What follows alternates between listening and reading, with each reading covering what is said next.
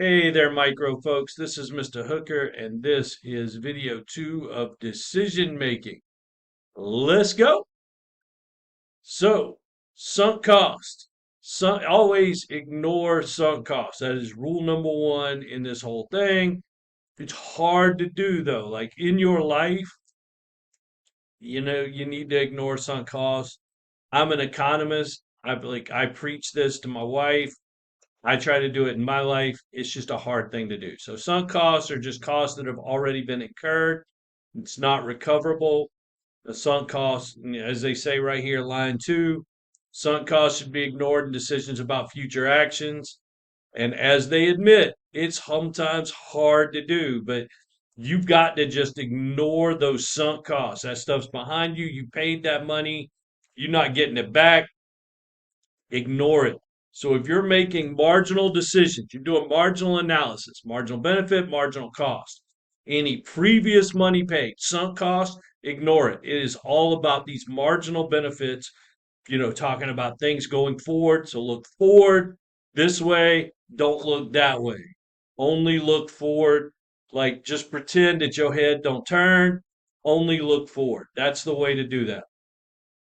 So if you lose your concert tickets, the $80 you've already spent on them is irrelevant to the decision whether you replace them. It's a sunk cost. So that's the way that looks out. All right. So behavioral economics. This is the fun stuff, ladies and gentlemen. Um, like, um, but now we've gotten into the pre-class discussion. There's some Monday morning economics, and or you've seen the Monday morning economists, the decode econ, the econ nerds. All of them have some behavioral posts. It's kind of interesting. Some of you may be enjoying some of that, but this is our unit on that. It's not as robust as some of the ones I'd like, but it's what we got. So assumption number one: humans are rational. So we assume this thing that humans are self-interested beings that behave in a rational manner. So, and so I think the true term is rational self-interested beings. So rational decision makers always chooses the available option that leads to the outcome they most prefer.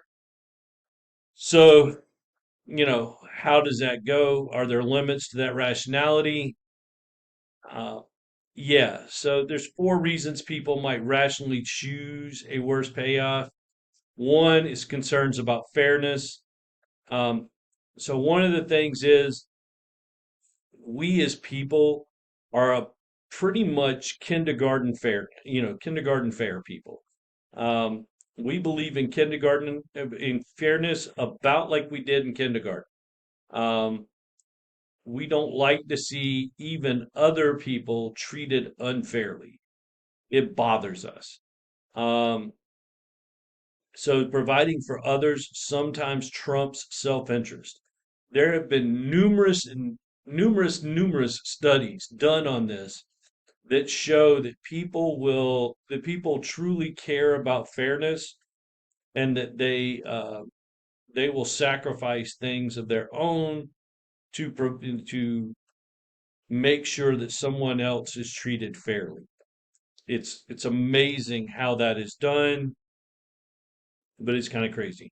Non-monetary awards, so experience that feels good, such as travel, quality time spent with family and friends, playing a sport, etc., etc. So sometimes you might pay more for that once in a lifetime trip to some exotic place, right?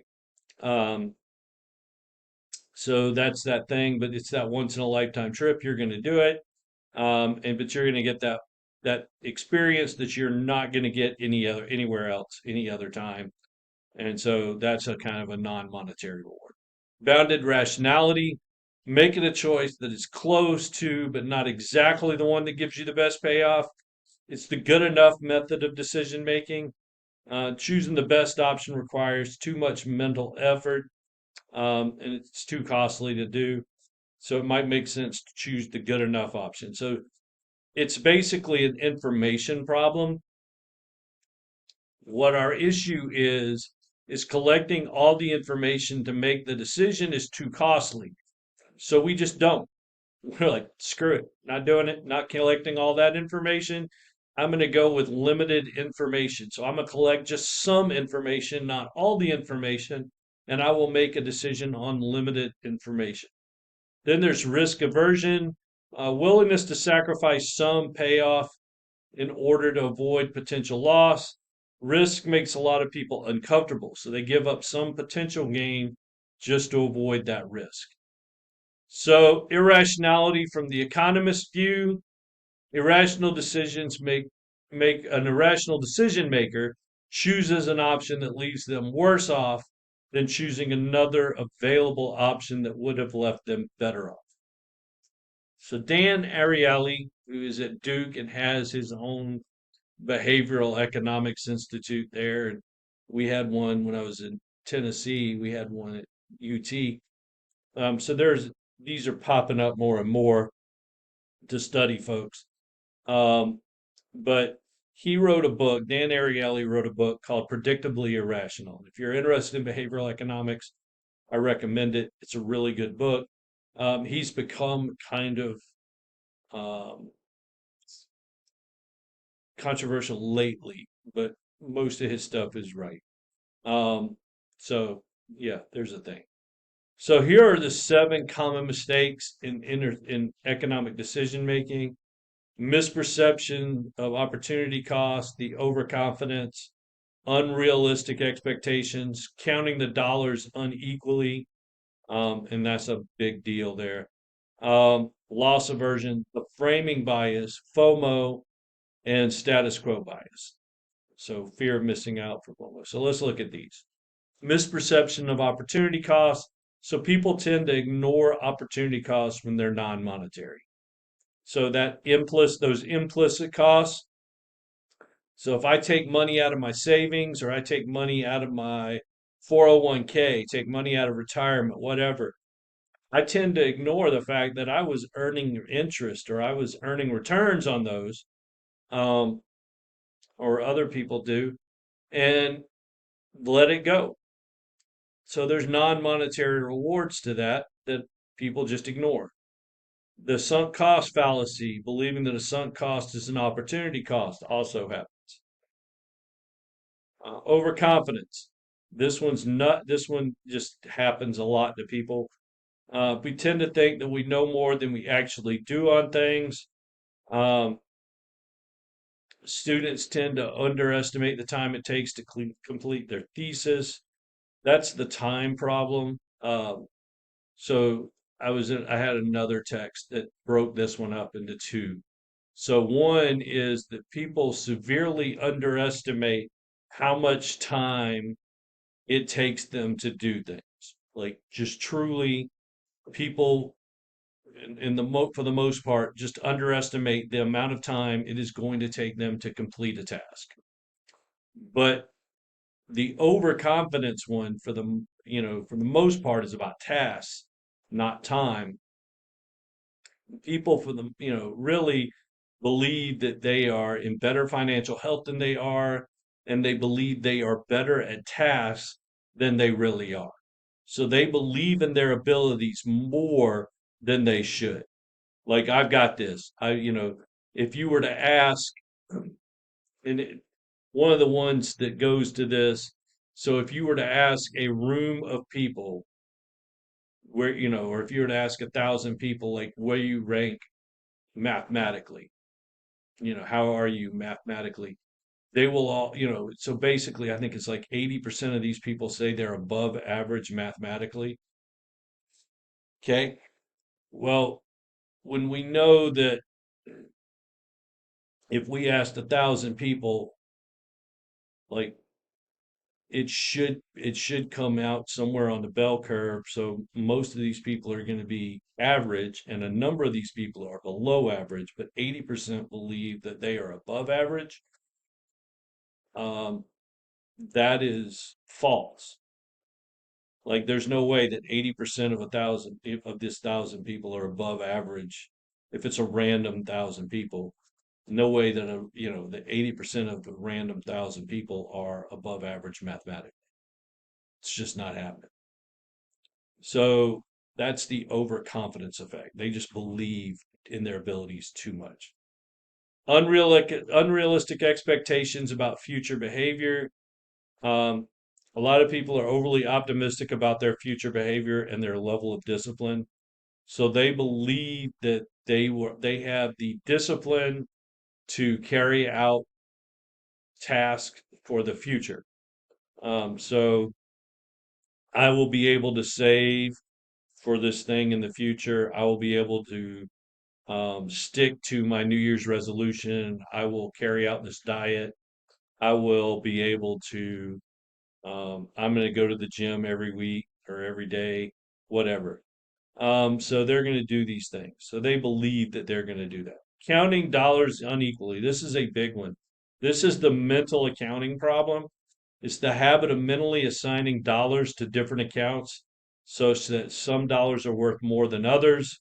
Um, and the big one now is the idea that we spend more with credit cards than cash.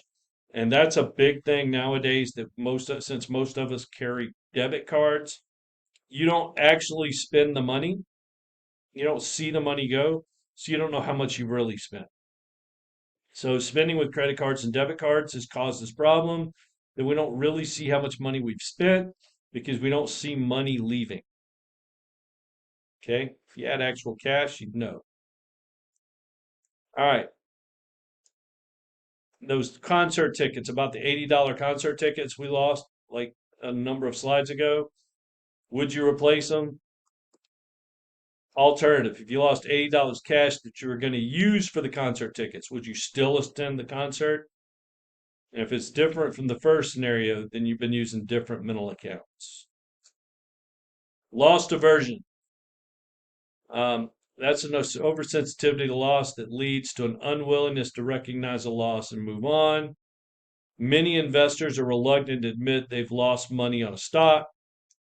Most people feel the misery of losing $100 twice as much as they feel the pleasure of gaining $100. I got another slide about that here in a second. It's an odd statistic about that. There it is. So a dollar loss hurts us 2.25 times more than a dollar gain helps us, according to some studies. So if you found $20 on your way to your car today, would you treat it the same as $20 earned on the job? Why or why not? And so for most people, you would treat it differently. Be a thing. Framing bias. That's the tendency to make a decision based on how choices are presented. Shoppers perceive 99 cents as more attractive than a dollar. And this is a thing, there's been studies done on this, and there's articles out there that you can go look at. If you look on Monday Morning Economist, I think he did one just last semester about the idea that people are left digit bias. So this, even with the pending being gone, sellers aren't going to change prices too much because we look at the left digit more than we do anything else. So to us, 4.99 is better than $5. Even though we know that 4.99 is roughly $5, 4.99 looks better than $5 to us because we are left digit biased. Um, Shoppers buy more when prices are perceived to be low at a limited amount of time. Labor Day sales, for example, and shoppers will more likely buy a medicine if it's effective in 75% of cases than if it's ineffective for 25% of cases, even though both statements are equally true. So another example of this, and I don't remember if they're still doing this or not because there was some controversy about this, but I don't know if y'all remember the dental commercials where they used to say 4 out of 5 dentists recommend. That's only 80%. If they said 80% of dentists recommend, you may not purchase it, may not do it because that's not a really high number. So that's a framing bias as well. Um, and there were some problems with their math and the way they did that. And they also used to do 9 of 10 to get to 90%. So there were some things in that. All right. I'll pick this one up in the next video. I'll see you in video 3.